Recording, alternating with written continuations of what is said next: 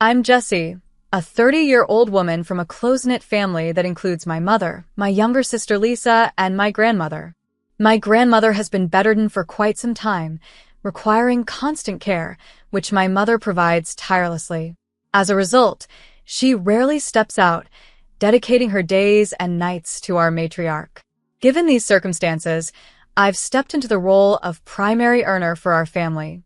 My days are a juggling act of multiple jobs and household responsibilities. Despite the challenges, I know my contributions keep our family afloat. When I return home each evening, I find my mother, Caitlin, beside my grandmother's bed. She greets me with a weary smile, her eyes shadowed by fatigue. "Mom, are you getting enough rest?" I ask, concerned.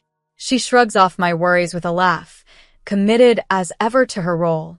We lost my father when I was 10, and since then, my mother has raised Lisa and me single-handedly. She worked tirelessly to provide for us, often sacrificing her own needs. With my grandmother's help, we managed, especially during those years when my mother had to work late. I took on more responsibilities early on, helping to care for Lisa after school. I skipped college to start working immediately after high school, aiming to ease our financial burdens. However, when my grandmother fell ill, my mother had to leave her job to care for her full-time. Our financial stability then hinged on my earnings and my grandmother's modest pension.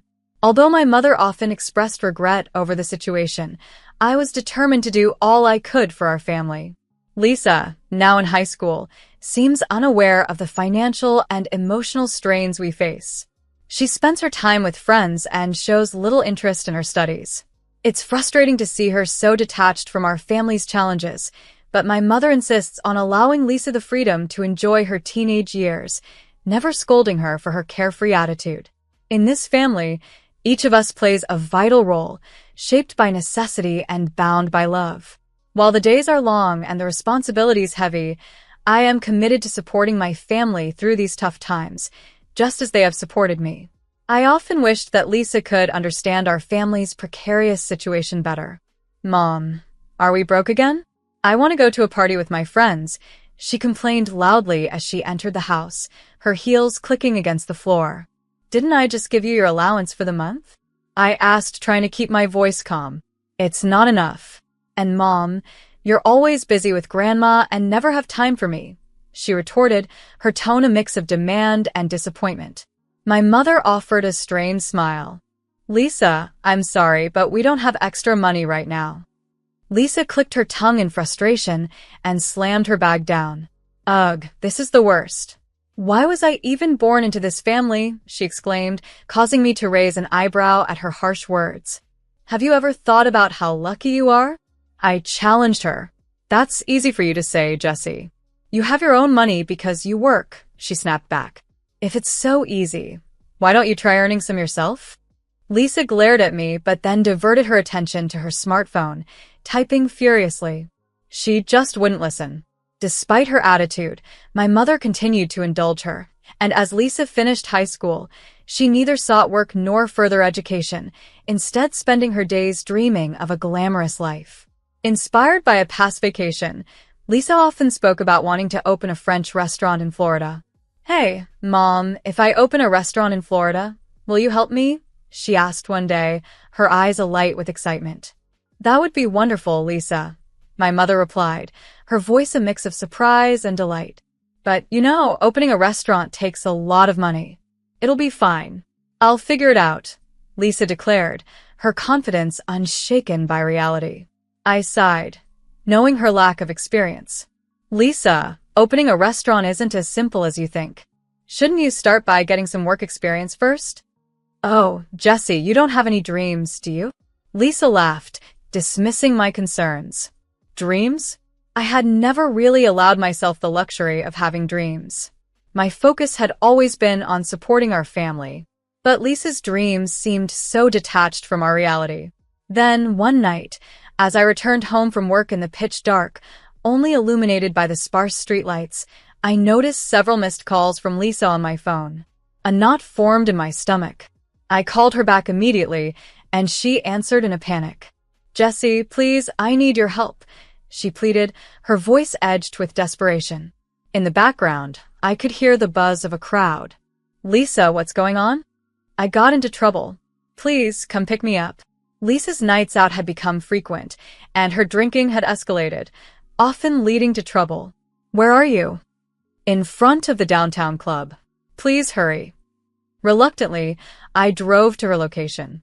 Upon arrival, I found a few police officers and Lisa sitting on the curb, disheveled with a scratch on her cheek. A man in a suit was speaking with the officers, looking visibly upset. Are you her sister?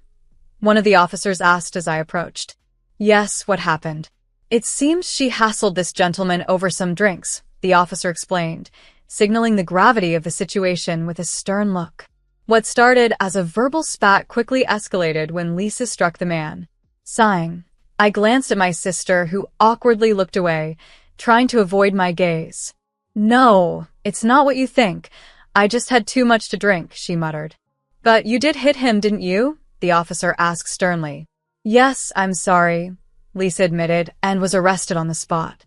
When we got home later, my mother was anxiously waiting in the living room. As soon as she saw me alone, she rushed over. Where's Lisa? What happened? Taking a deep breath, I explained as calmly as I could. Lisa's been arrested, Mom. Her face lost all color. Arrested? Why? What did she do? She asked, her voice trembling. I told her briefly about the incident. My mother sat down heavily, looking stunned. She's not hurt, is she? She asked after a moment, still in shock. No, she's okay, I reassured her, feeling a heavy weight in my chest. The situation seemed far from resolved. Fortunately, Lisa was released the next day. It was her first offense, and the victim chose not to press charges. The police sternly warned her, but Lisa seemed unfazed, as if the whole ordeal didn't concern her. Make sure this never happens again, they cautioned.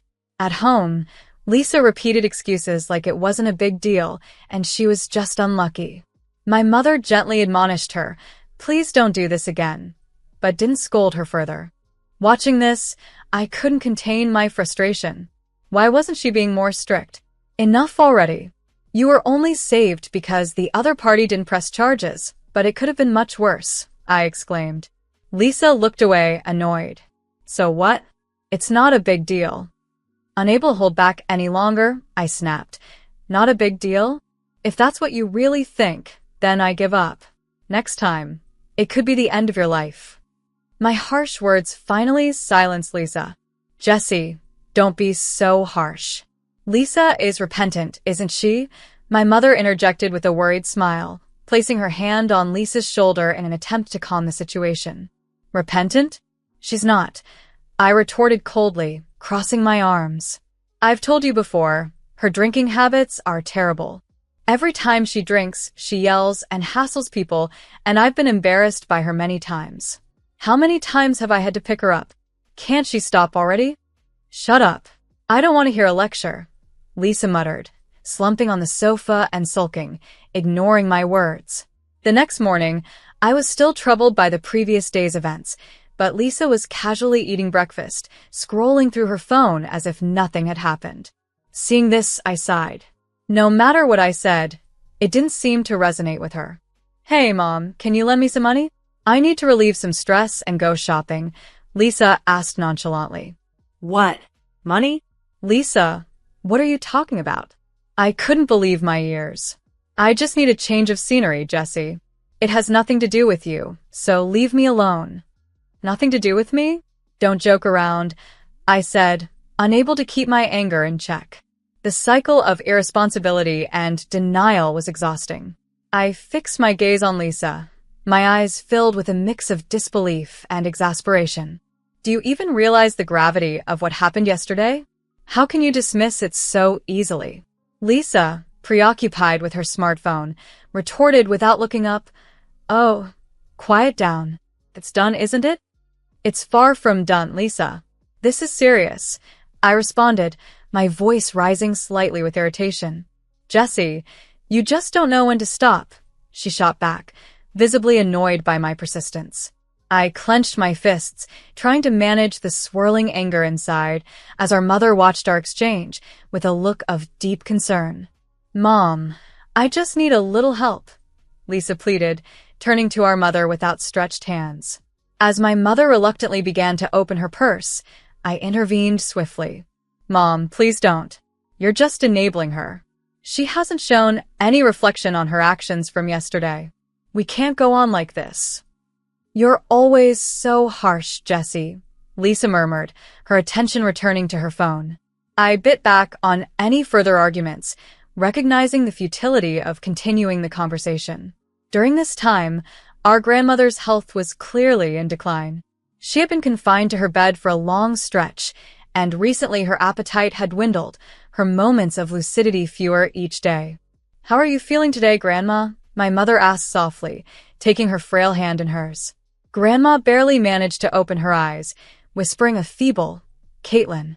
Mom, shouldn't we consider the hospital? I suggested with concern. Shaking her head, my mother replied, I've spoken to the doctors multiple times. They've said she could go at any moment. My heart sank with this news, the reality hitting harder than expected.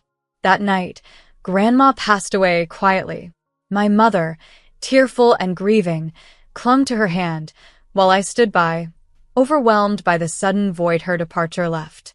The following day, the funeral brought together family and friends in mourning. My mother was particularly stricken, gazing long at Grandma's peaceful face, paralyzed by her sorrow. I remained close, a silent pillar of support. Returning home felt like entering a different world. The absence of Grandma's warm presence turned our home stark and somber. My mother collapsed onto the sofa, enveloped in a deep, silent grief. I sat beside her, lost in the stillness that now pervaded our home. Amidst the heavy air of mourning, Lisa seemed detached, distracted by her smartphone. She broke the silence with a thoughtless remark. Could we maybe get donations from this? Her casual tone was jarring. I stared at her, incredulous. Lisa, really? Now. She shrugged off my glare. If there's money, why not? I could use some. This time, even my mother's patience faltered. Enough, Lisa, she said sharply, her voice tinged with frustration. Lisa dismissed her with a wave of her hand. Relax, I'm just joking. Don't get so upset. In the days following, my mother drifted, her spirit dulled by the loss of Grandma, her lifelong anchor. She increasingly sought solace in Lisa's company, perhaps hoping to fill the void left behind. Each morning began with my mother at Lisa's door, asking, What's on your agenda today, Lisa?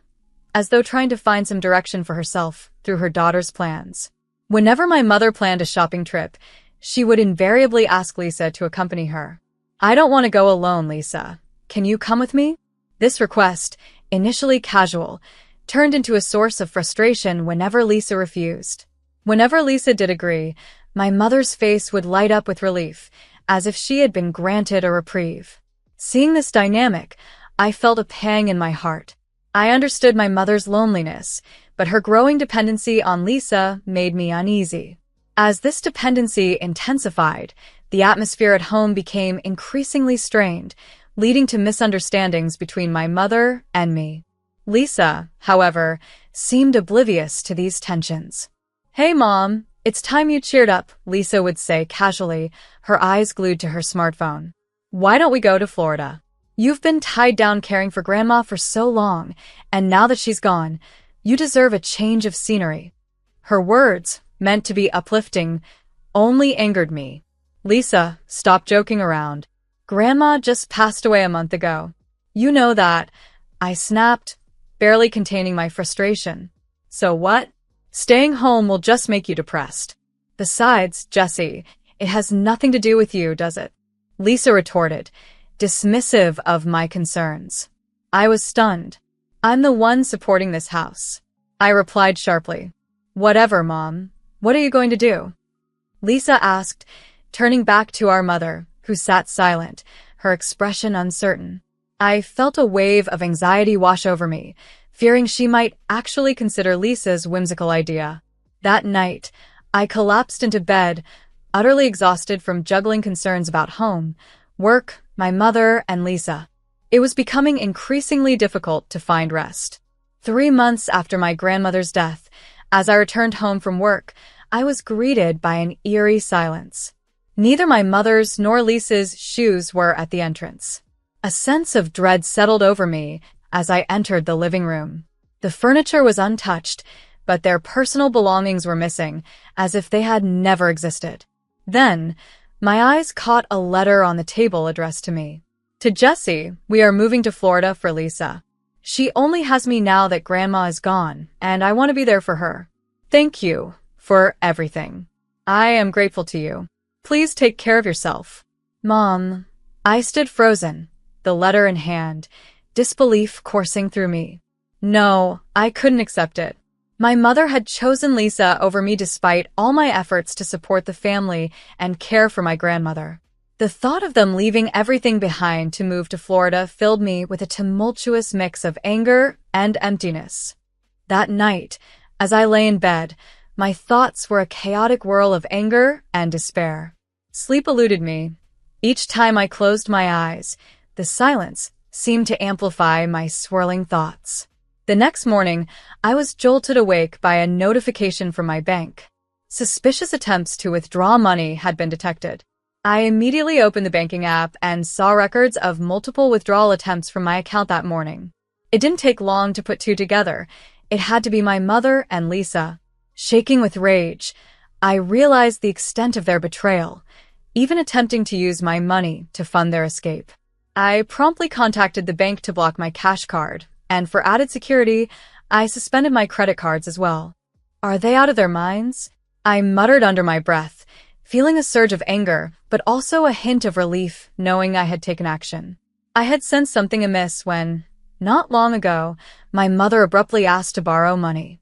It had seemed strange then, and though reluctant, I had lent her the money without much thought.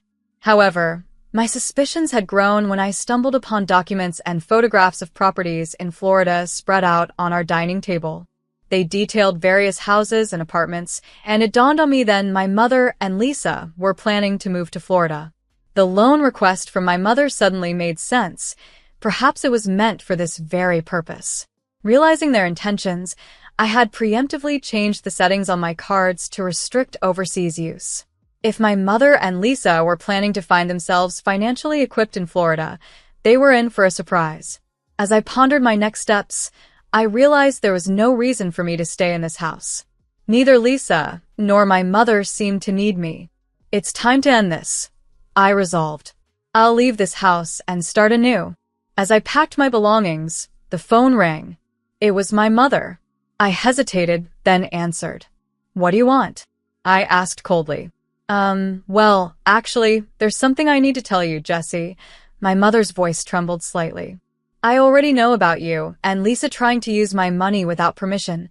I replied, my voice calm but firm, holding back the waves of anger. It wasn't supposed to be like this, but Lisa, she just wouldn't listen. My mother said, her words trailing off. So, you betrayed me for Lisa? I pressed, needing clarity. It's not like that. But for Lisa, I thought living in Florida would be best for her dream of opening a French restaurant, she explained, her voice filled with confusion. That's enough, Mom. You're too lenient with Lisa. Have you forgotten how hard I've worked? My voice shook slightly with emotion, but I continued firmly. What do you think I've been working so hard for? I've seen all the attempts to withdraw money. There was a heavy silence before she finally spoke in a small voice. I'm sorry. I'm truly sorry. That doesn't fix this, I said sharply and hung up the phone. Almost immediately, Lisa called. I answered, still irate. Jessie, please help me. I don't have enough money to open the restaurant in Florida. Do something, Lisa pleaded, desperation in her voice. Sort it out yourself. You always rely on Mom and me. How long do you plan to keep acting like a child? If you need money, why don't you get a job?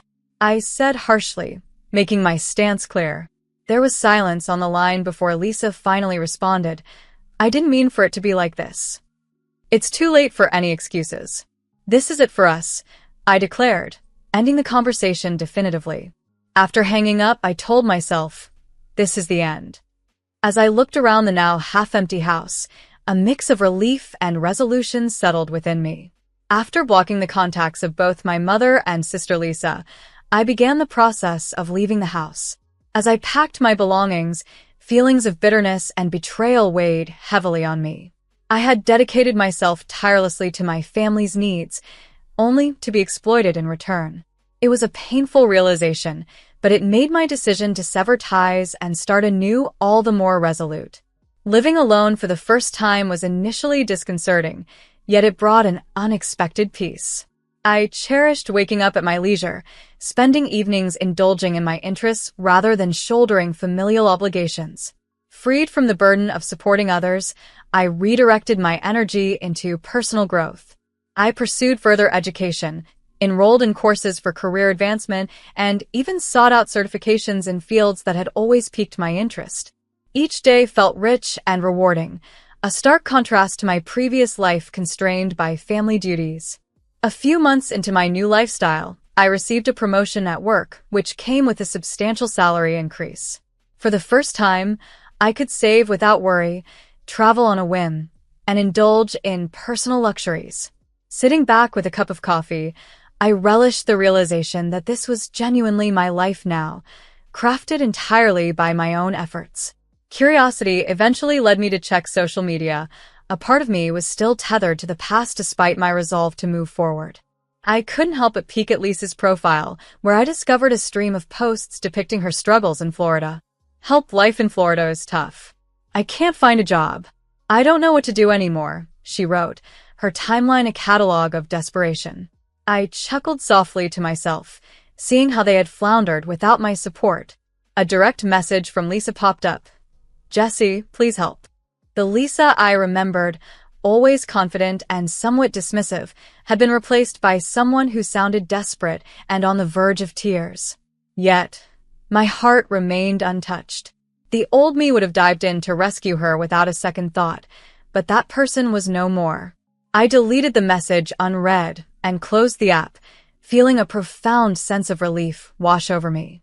As I set down my phone, I murmured to myself, "They made their bed. Now they must lie in it." Sipping my coffee, I realized how free I felt, unburdened by the responsibility for their well-being. They had chosen their path independently, and now they needed to face the consequences of those choices. I was no longer their safety net, and embracing this new chapter, I felt truly liberated.